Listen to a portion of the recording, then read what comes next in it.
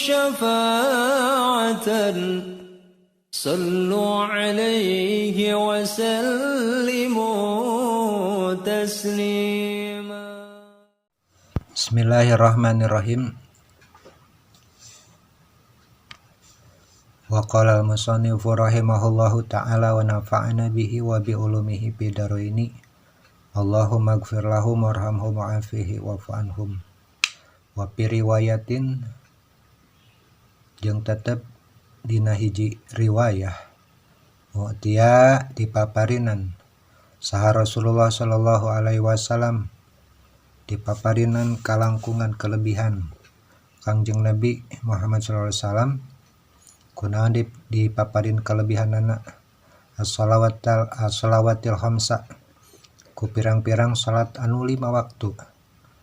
wa khawatima sareng Nabi umatna dipaparin kelebihan dipaparin panungtungan surat Baqarah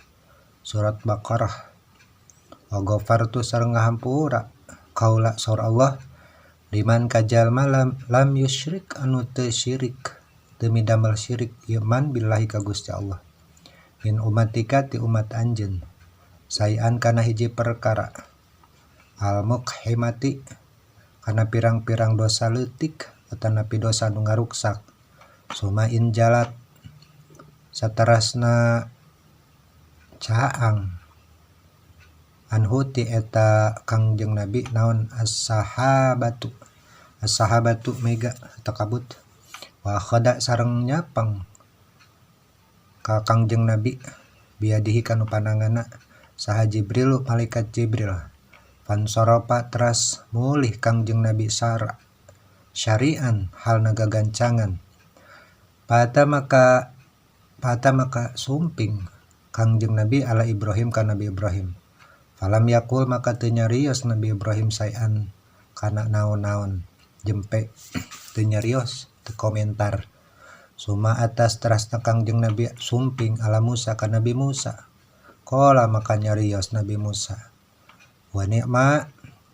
sareng eta tetep alus kacida saha as-sahibu anu ngarejengan ari malaikat Jibril kana aya kabuktosan itu sahib teh lakum pikeun aranjeun kabeh faqala maka nyarios Nabi Musa masona perkara naon anu dipaparinkeun ka anjeun pagawe naon anu dipaparinkeun ka anjeun pancen naon anu dipaparinkeun ka anjeun ti Allah ya Muhammad ma farado rabbuka kana perkara naon anu tos mardukeun saha rabbuka pangeran anjeun alaika ka anjeun walau matika sareng ka umat anjeun qala diwalar ku Kangjeng Nabi farado alayya wala ummati geus mardukeun Gusti Allah ka kami ka kaula ka Kangjeng Nabi jeung umat Kangjeng Nabi khamsina salatan kana 50 waktu salat kula yaumin walailatin sadinten sawengi qala maka cumarios Nabi Musa ka Kangjeng Nabi Muhammad irji'i ila rabbika balik deui anjeun ka pangeran anjeun fas'alhu maka nyungkeun anjeun ka pangeran anjeun at-takhfifa kana kamurahan kagampilan kana rukhsah angkat ti anjeun wan umatika ting ti umat anjeun tina perkara salat teh Kangjeng Nabi nyungkeun pertimbangan Nabi Ibrahim jempe nyungkeun pertimbangan ka Nabi Musa saur Kangjeng Nabi Musa wih deui umat pancen teh dipaparinkeun 50 waktu teh nyungkeun karinganan keur anjeun jeung umat anjeun naon margina fa inna ummataka maka sanyana umat anjeun Muhammad la tatiku moal mampu heundali ka kana eta pancen fa ini maka sanyana kaula khabartu eta parantos nyoba kaula annasa ka manusia ka umat kami qabla ka sameme anjeun wa balautu sareng tos nyoba kaula Bani Israil ka umat kaula Bani Israil wa alajtuhum sareng ngakal nerekahan kaula ka Bani Israil asyaddal mu'alajati kalawan pang banget-bangetna tarekah ala adana kana leuwih handap min hadatina ieu salat nu 50 teh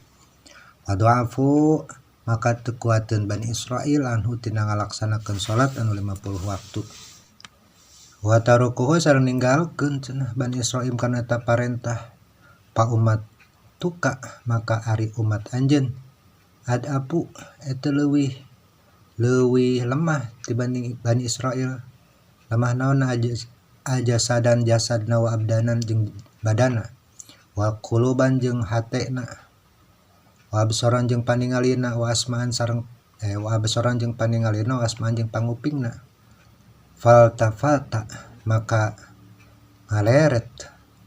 saan Nabi sallallahu alaihi wasallam kangjeng Nabi la Jibril yastasyiruhu maksudna nyungkeun pituduh nyungkeun isyarat karena pendapatna Nabi Musa. Fa asyara maka ngaisyarahan malaikat Jibril ilahi ka kangjeng Nabi. Fa asyara maka ngaisyarahan ilahi ka kangjeng Nabi sa Jibril malaikat Jibril. Karena sanyana kalakuan sareng tingkah eta naam bener pisan umat anjeun teu moal kuateun. In syi'ta lamun karep anjeun farji mun maksud mah anjeun hayang weuh di ka Gusti Allah farji weuh di anjeun ka Gusti Allah. Faraja'a maka wih deui cenah kangjeng Nabi sarian hal nagagancangan hatan taha sehingga dugi kangjeng Nabi ila syajarah kana hiji pohon pagosyatuhu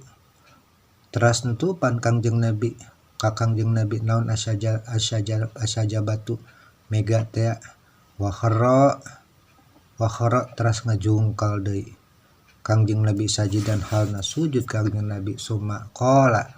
taras ngadawuh kangjeng Nabi Rabbi Gusti abdi khafif paparin karinganan umati tina umat kaula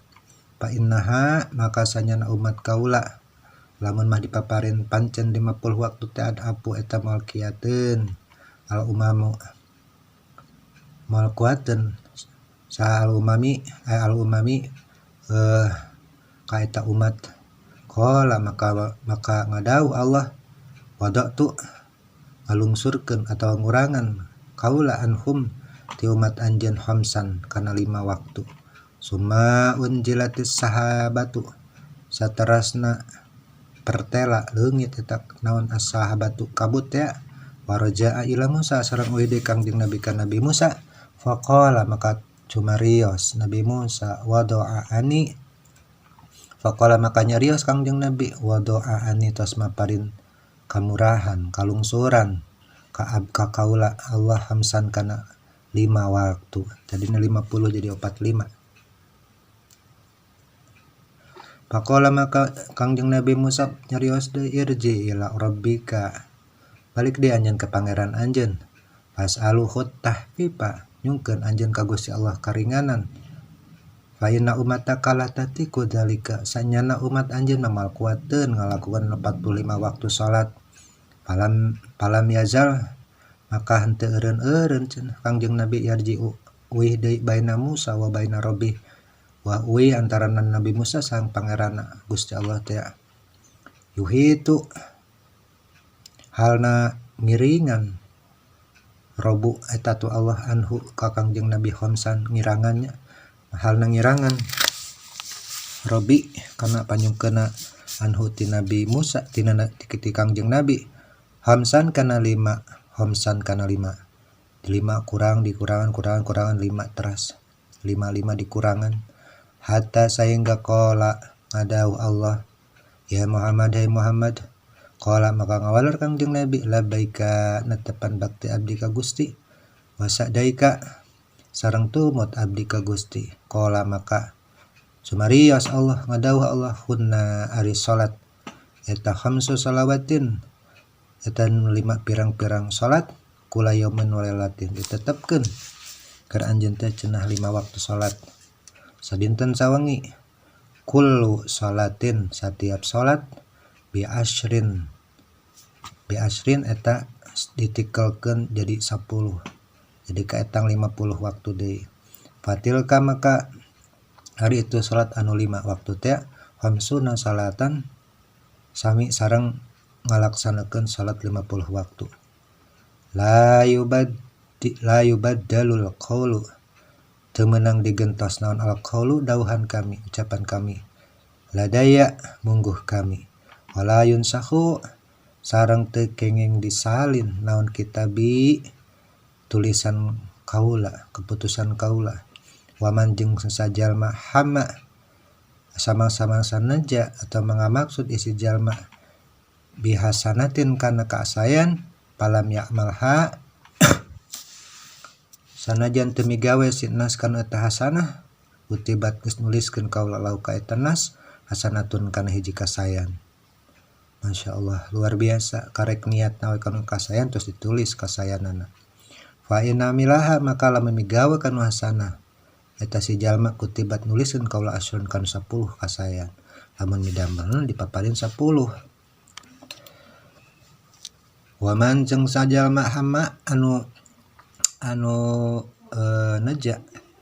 bisayiatin kana kaawonan palam ya'mal terus can migawe eta mal kana sayiah lam taktub atuh mal nuliskeun kaula alika eta jalma sayan kana hiji perkara oge. Fa in amilaha maka lamun migawe kana eta sayiah kutibat kakarak kaula nuliskeun sayiatan kana kahiji kaawonan wahidatan hiji. Wanjalat sarang pertela atau jelas atau tersingkap itu mega. Panazala maka turun Kangjeng Nabi hatan taha dugi Kangjeng Nabi ila Musa ka Nabi Musa fahbarahu maka ngabarkeun Nabi ka Nabi Musa faqala maka cumarios deui Nabi Musa irji'i ila rabbika balik di anjeun ka Gusti anjeun fa'as aluhu nyungkeun anjeun ka Gusti Allah tahfifa kana karinganan fa inna umataka maka sanyana umat anjeun eta la tatiku masih kene moal bisa ngalakonan dalika kana eta salat anu 5 waktu. Faqala maka Kangjeng Nabi ngawaler tuh isin bantunya qad raja'tu rabbi hatta istahyaitu parantos wah uwi abdi ka pangeran abdi hatta yaitu dugi ka abdi isin cenah nyukeun wae karingan minhu ka pangeran walakin akan tatapina ardo insyaallah kaula ridho wa usallimu sareng kaula pasrah fanada maka ngagero saha munadin jalma anu ngagero an qad an sanyanya na kalakuan sareng tingkah qad amdoitu tos ngaluluskeun tos netepkeun kami faridoti ka umat kami wa khafaftu sareng geus meparin karingatan kami an ibadi ka hamba kami. Faqala maka cumarios lahu ka Nabi Muhammad saha Musa Kangjeng Nabi Musa ihbit kedah lungsur anjeun bismillah halna dibarengan kalawan bismillah walam yamurru ala malai walam yamurru sareng henteu pati-pati ngalangkung Kangjeng Nabi malaikana hiji golongan minal malaikati tina golongan para malaikat illa angin kolu cumarios ieu malaikat alaika ka anjeun bil hujamati kana kuduh resep dibekam kedah nyunahkeun dibekam wa fi riwayatin sareng eta tetep tina sapalih riwayat mur ari kudu marentahkeun anjeun umataka ka umat anjeun bil hujamati kana diserot dibekam. Suman hadzaro saterasna Kangjeng Nabi nalungsur faqala maka ngadawuh Kangjeng Nabi li Jibril ka Kangjeng Nabi Jibril ma ari naon perkara eta liker kaula lam ati henteu pati-pati dongkap kaula ahlas samai ka ahli samai ahli langit ila angin rohabubi angin ngabagiakeun itu ahli langit bi ka kaula wadhahaku sadayana senyum seuri li ka kaula goero angin wahidin salah sahiji malaikat saurang cenah teu senyum teh salam tu uluk salam kaula alaihi ka eta jalma ka eta malaikat faroda maka ngawaler eta malaikat alaya ka kaula assalamu kana salam kaula warahaba sareng ngabagiakeun ieu wahid bi ka kaula wa da'ali terus ngadoakeun li ka kaula ieu malaikat walam yadhak tapi aneh eta malaikat teh seuri teu bahagia li ka abdi teu senyum. Faqala maka ngadauh Jibril zalika malakun eta teh malaikat hazinun nar anu jadi kuncen atau penjaga neraka malaikat Malik teh. Lam yadhak moal seuri anjeunna ieu malaikat munzu dimimiti didambel munzu khuliqa dimimiti didambelna ieu malaikat walau dohika jeung lamun mah eta malaikat rek seuri di ahadin kahiji jalma la dohika maka bakal senyum eta malaikat laka mung ka anjeun hungkul. Falamma nazala wallahu a'lam bimuradih.